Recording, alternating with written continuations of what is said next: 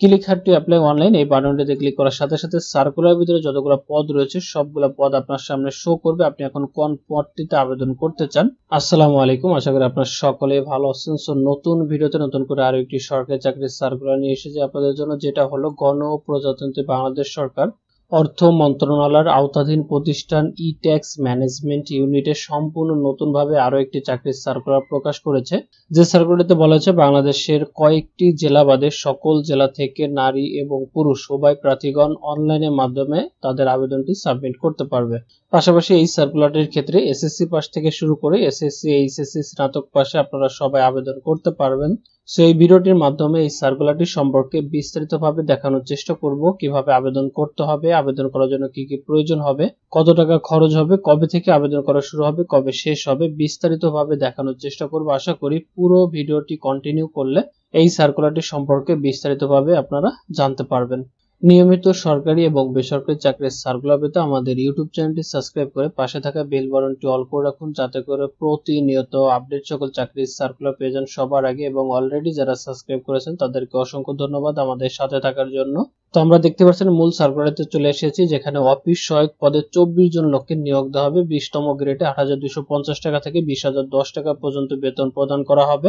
এই পদের ক্ষেত্রে এসএসসি সমমানে পাস থাকলে আপনি আবেদন করতে পারবেন। এই 6 নম্বর পদের ক্ষেত্রে যে সকল জেলার প্রার্থী আবেদন করতে পারবেন, যেমন মানিকগঞ্জ, মাদারীপুর, চাঁদপুর, ফেনী, লক্ষ্মীপুর, পাবনা, নাটোর, বগুড়া, দিনাজপুর, গাইবান্ধা, খুলনা, বরিশাল ব্যতীত বাংলাদেশের সকল জেলা থেকে আবেদন করা যাবে। তার মানে বুঝতেই পারছেন এখানে যে কয়টি জেলার নাম উল্লেখ করা রয়েছে শুধুমাত্র এই কয়টি জেলা বাদে বাংলাদেশের সকল জেলা থেকে নারী এবং পুরুষ উভয় প্রার্থীগণ আবেদন করতে পারবেন। তবে এতিম ও শারীরিক প্রতিবন্ধী কোটার ক্ষেত্রে বাংলাদেশের সকল জেলা থেকে আবেদন করা যাবে 6 নম্বর পদের ক্ষেত্রে। এবং 5 নম্বরে যে পদটি রয়েছে অফিস সহকারী কাম কম্পিউটার মুদ্রাক্ষরিক, যেখানে 3 জন লোককে নিয়োগ দেওয়া হবে। 16তম গ্রেডে 9,300 টাকা থেকে 22,490 টাকা বেতন প্রদান করা হবে। এই পদটিতে আবেদন করার জন্য এইচএসসি সমমানে পাস থাকতে হবে, তাহলে আবেদন করতে পারবেন। কম্পিউটার ব্যবহারের দক্ষতা, computer word processing, email, fax machine ইত্যাদি চালানোর দক্ষতা অভিজ্ঞতা থাকতে হবে।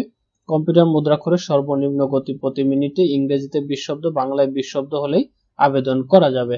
তারপর 4 নম্বর রয়েছে 60 মুদ্রাক্ষরিক কাম কম্পিউটার অপারেটর, যেখানে 11 জন লোককে নিয়োগ দেওয়া হবে। 14তম গ্রেডে 10,200 টাকা থেকে 24,680 টাকা বেতন প্রদান করা হবে। এই পদটিতে আবেদন করার জন্য যে কোনো স্বীকৃত বিশ্ববিদ্যালয় হতে ন্যূনতম দ্বিতীয় শ্রেণী বা সমমানের সিজিপিএতে স্নাতক ডিগ্রি কমপ্লিট করা থাকতে হবে। কম্পিউটার ব্যবহারের দক্ষতা, পাশাপাশি computer word processing, email, fax machine ইত্যাদি চালানোর দক্ষতা অভিজ্ঞতা থাকতে হবে। ষাটলিপি লিখনে প্রতি মিনিটে বাংলায় 45 শব্দ, ইংরেজিতে 70 শব্দ। কম্পিউটার মুদ্রাক্ষরে গতি প্রতি মিনিটে বাংলায় 25 শব্দ, ইংরেজিতে 30 শব্দ লেখার এক্সপার্ট হতে হবে, তাহলে কিন্তু আবেদন করতে পারবেন। তারপরে 3 নম্বর রয়েছে উচ্চমান সহকারী, যেখানে 14তম গ্রেডে বেতন প্রদান করা হবে। 24,680 টাকা একজন লোককে নিয়োগ দেওয়া হবে। এখানেও শিক্ষাগত যোগ্যতা হিসেবে স্বীকৃত কোনো বিশ্ববিদ্যালয়তে স্নাতক সমমানের ডিগ্রি পাস হতে হবে।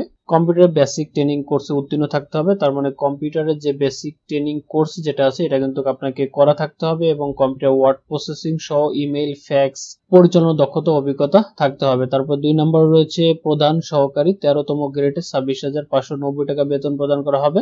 এখানেও একজন লোককে নিয়োগ দেওয়া হবে। স্নাতক সমমানে পাস থাকতে হবে, কম্পিউটার বেসিক ট্রেনিং কোর্সে উত্তীর্ণ থাকতে হবে, কম্পিউটার ওয়ার্ড প্রসেসিং সহ ইমেইল, ফ্যাক্স মেশিন পরিচালনা দক্ষতা অভিজ্ঞতা থাকতে হবে। তারপরে 1 নম্বর রয়েছে কম্পিউটার অপারেটর, যেখানে 3 জন লোককে নিয়োগ দেওয়া হবে। 13তম গ্রেডে 11,000 টাকা থেকে শুরু করে 26,590 টাকা বেতন প্রদান করা হবে। এখানেও স্নাতক সমমানে পাস থাকলে আবেদন করতে পারবেন। কম্পিউটার মুদ্রাক্ষরে প্রতি মিনিটে বাংলায় 25 শব্দ, ইংরেজিতে 30 শব্দের গতি সহ সংশ্লিষ্ট বিষয় টেস্টে উত্তীর্ণ হতে হবে, তাহলে কিন্তু আবেদন করা যাবে।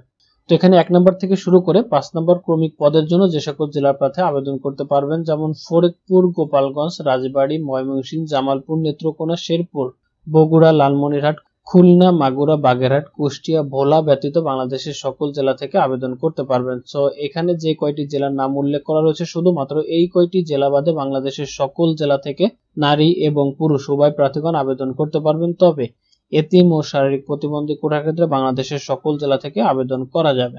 আবেদনকারী বয়সটি যেভাবে হিসাব করা হবে, যেমন 30 এপ্রিল 2024 তারিখ অনুযায়ী সাধারণ প্রার্থীর ক্ষেত্রে 18 থেকে 30 বছর, আর মুক্তিযোদ্ধা এবং প্রতিবন্ধী কোটার ক্ষেত্রে সর্বোচ্চ 32 বছর পর্যন্ত শিথিলযোগ্য। পাশাপাশি বিভাগীয় প্রার্থীদের ক্ষেত্রে 40 বছর পর্যন্ত নেওয়া হবে। সার্কুলারটিতে যারা আবেদন করতে চান তাদের আবেদন সম্পূর্ণভাবে অনলাইনের মাধ্যমে সাবমিট করতে পারবেন, যেমন 6 মে 2024 সকাল 9টা থেকে আবেদন প্রক্রিয়াটি চলমান হয়েছে। তার মানে আজকে থেকে আবেদন করা শুরু হয়েছে। 18 মে 2024 তারিখ বিকাল 5টা পর্যন্ত সময় দেওয়া হবে আবেদনটি সাবমিট করার জন্য। সো আমরা এখন দেখে নিব কিভাবে আমরা আমাদের আবেদনটি সাবমিট করতে পারবো। অনলাইনের মাধ্যমে আবেদনটি সাবমিট করার জন্য প্রথমত আপনাকে এই পেজটিতে আসতে হবে। এখানে আসার জন্য আপনি চলে যাবেন আমাদের ভিডিও ডিসক্রিপশন বক্সে, সেখানে লিংক দেওয়া রয়েছে। এই লিংকে ক্লিক করে খুব সহজে কিন্তু আপনি এখানে চলে আসতে পারবেন, বা গুগলে টাইপ করতে পারেন etax.elitor.com.bd। এই লেখাটা লিখে যদি সার্চ করেন তাহলে কিন্তু এই পেজটিতে চলে আসতে পারবেন। এই পেজটিতে আসার পরে যদি আপনি চান পুনরায় এই সার্কুলারটি আবার ওপেন করে দেখবেন, click had to download circular এই অপশনটিতে ক্লিক করার সাথে সাথে সার্কুলারটি পুনরায় আবার আপনার সামনে ওপেন হয়ে যাবে। আর যারা আবেদনটি সাবমিট করতে চান, নিচে যে অপশনটি রয়েছে application form, click had to apply online, click had to apply online এই বাটনটিতে ক্লিক করার সাথে সাথে সার্কুলার ভিতরে যতগুলো পদ রয়েছে সবগুলো পদ আপনার সামনে শো করবে। আপনি এখন কোন পদটিতে আবেদন করতে চান, সিম্পলি পদের উপরে ক্লিক করে নেক্সটে দিলে কিন্তু আমাদেরকে আবেদন ফর্মটি দেওয়া হবে। সো দেখতে পাচ্ছেন আমাদের সামনে আবেদন ফর্মটি চলে আসছে। এই আবেদন ফর্মটি আমাদেরকে ফুলফিল ভাবে, নির্ভুল ভাবে সার্টিফিকেটের সাথে মিল রেখে পূরণ করে তারপরে সাবমিট করতে হবে।